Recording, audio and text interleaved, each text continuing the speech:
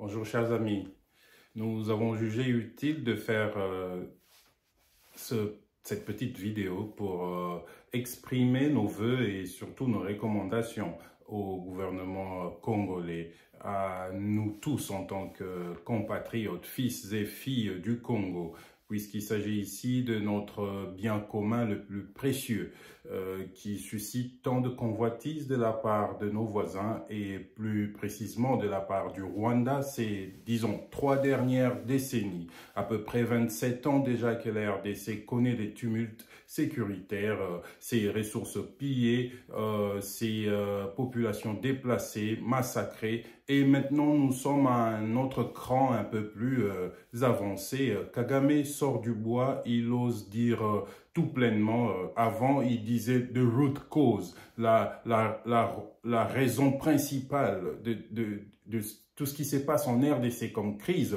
serait que le gouvernement congolais serait en train de discriminer une partie de sa population. Monsieur faisait allusion aux membres de la communauté Tutsi vivant en RDC, qui est une autre histoire en soi. On n'aura pas le temps de développer sur cela, sur cette courte vidéo. Mais aujourd'hui, monsieur n'est plus dans cette alibi fallacieuse. Après cela, nous avons connu l'épisode des incursions rwandaises en RDC depuis 1994. 1994, répété jusqu'à ce jour, justifié toujours par le même Kagame, par la menace que poseraient les FDLR qui auraient pris refuge en RDC. Donc l'armée rwandaise, sous couvert ou de manière officielle, se permettait le droit de venir mener campagne militaire en RDC pour poursuivre les FDLR. Ça, c'était un autre alibi. Mais aujourd'hui, ayant démonté ces alibis un par un, le monde a ouvert les yeux. L'écaille est tombée du yeux de Congolais que nous sommes. L'écaille est tombée du yeux de gouvernants congolais qui dirigent la RDC en ce moment-ci. Tous ces arguments de Kagame ne tiennent plus. Aujourd'hui, il nous sort son grand jeu.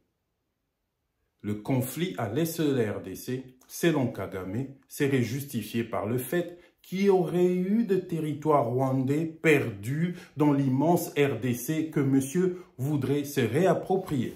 Ce qui est une fausseté, ça témoigne seulement de quel degré d'ignorance frappe cet être, cet individu que nous appelons Paul Kagame. Ça aussi, c'est un problème en Afrique. Très souvent, les dirigeants, ce sont des gens qui ne mériteraient même pas d'être chefs du quartier.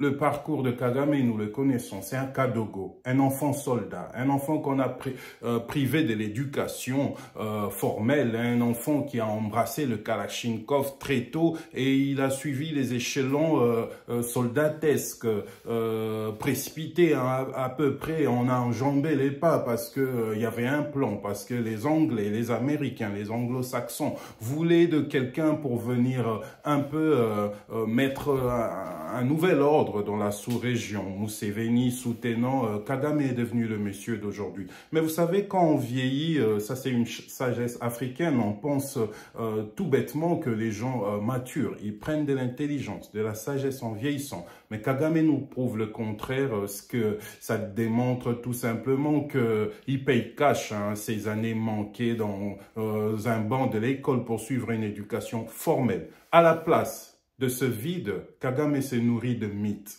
de suprématie Tutsi dans la région, de mythes de la construction du grand Rwanda qui n'a jamais existé que dans leur mythologie. Ces terres que Kagame nous réclame en RDC n'y sont pas. Au contraire, le Rwanda a perdu des terres dans son nord par rapport à l'Ouganda. Nous reviendrons ici sur une longue vidéo, nous vous dirons de quoi est-ce qu'il en était. S'il a des terres à réclamer, peut-être qu'il le réclame à l'Ouganda. C'est déjà trop tard de toute façon. 1895, la conférence de Berlin a figé dans le marbre, a cristallisé les frontières des États africains modernes, tels que nous les connaissons aujourd'hui. Mais bon, là n'était pas vraiment le but de cette vidéo. Ce que je voudrais dire ici, puisque je parlais des recommandations, face à cette menace récurrente qui frappe la RDC, qui met en mal notre cohésion nationale, qui nous impose de vivre dans l'insécurité, les massacres, le pillage de nos ressources. Il est temps que le gouvernement puisse sérieusement se pencher sur cette affaire. Nous devons adopter des attitudes, nous devons adopter un narratif, nous devons poser des actes cohérents avec notre besoin de préserver l'intégrité territoriale nationale de la RDC. Ce que je suggère ici, n'ayons pas honte. La RDC n'a jamais été un pays belliqueux. Tous les 9 voisins de la RDC en témoignent. Nous sommes parmi les peuples les plus hospitaliers de la région. Nous avons reçu tout le monde. Et c'est dans notre nature.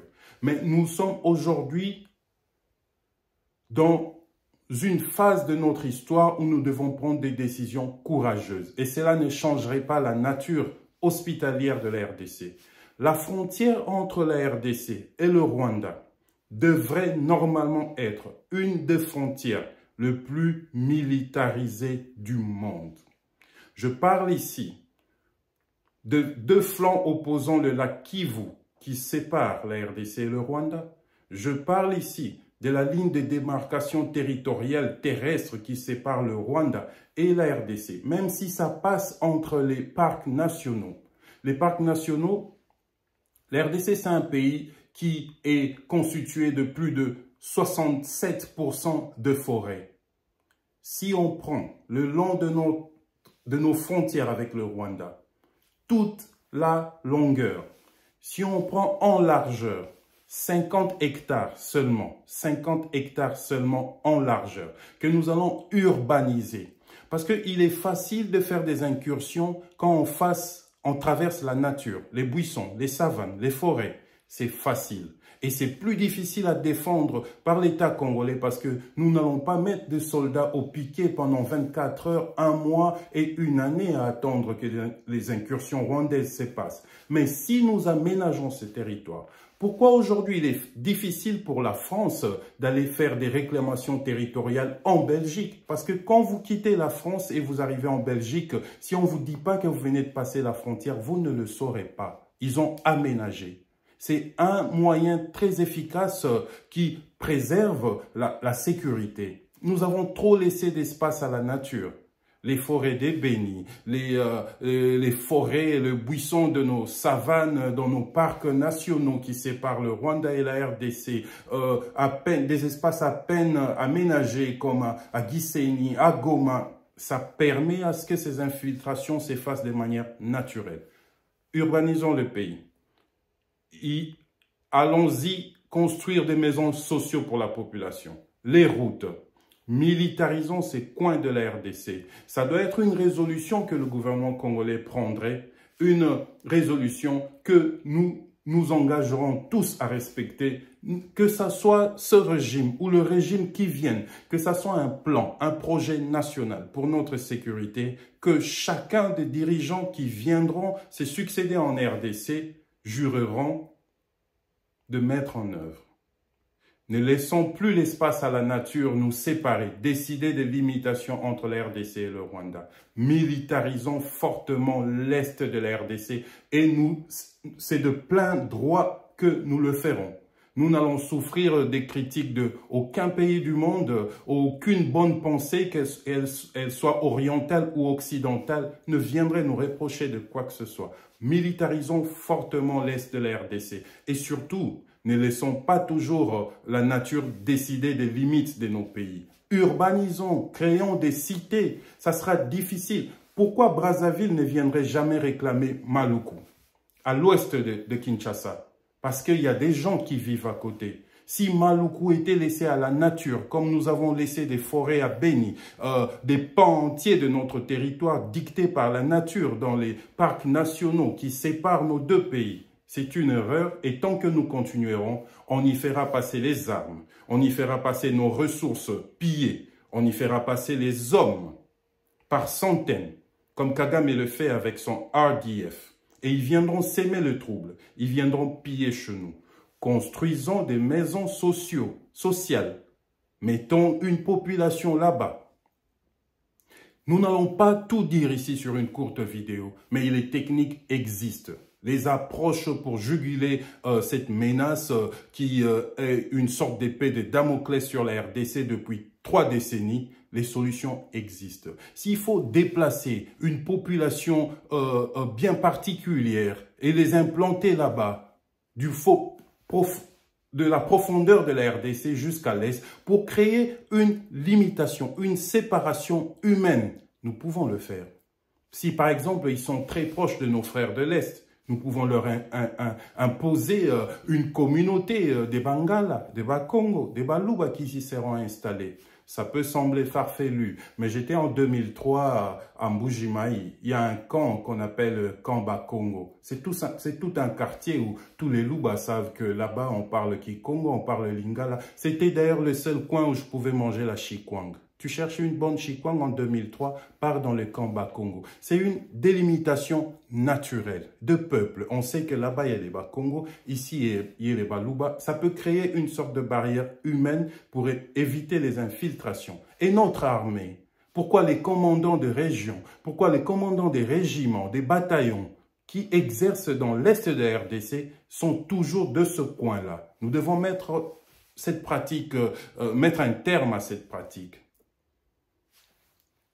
En voyant des militaires patriotes congolais, originaires du Congo central, originaires du Kasaï et d'ailleurs dans l'Est. Renforçons l'autorité de l'État. Construisons des habitats, des maisons sociales. Construisons les postes de police. Construisons les routes. Faisons en sorte qu'il y ait une délimitation, une démarcation qui se voit entre la RDC et le Rwanda pour éviter ces incursions. C'était une petite vidéo, j'avais pensé m'adresser à vous, chers frères congolais et sœurs, mais aussi aux autorités qui dirigent la RDC.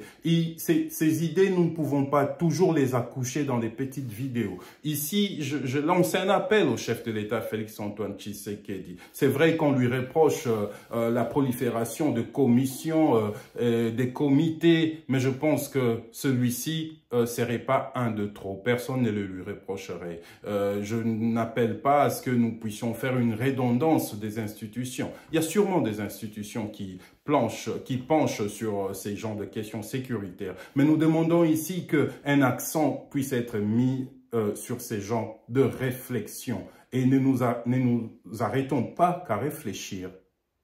Posons des actes concrets qui démontrent que la question de l'intégrité nationale congolaise nous importe. Merci.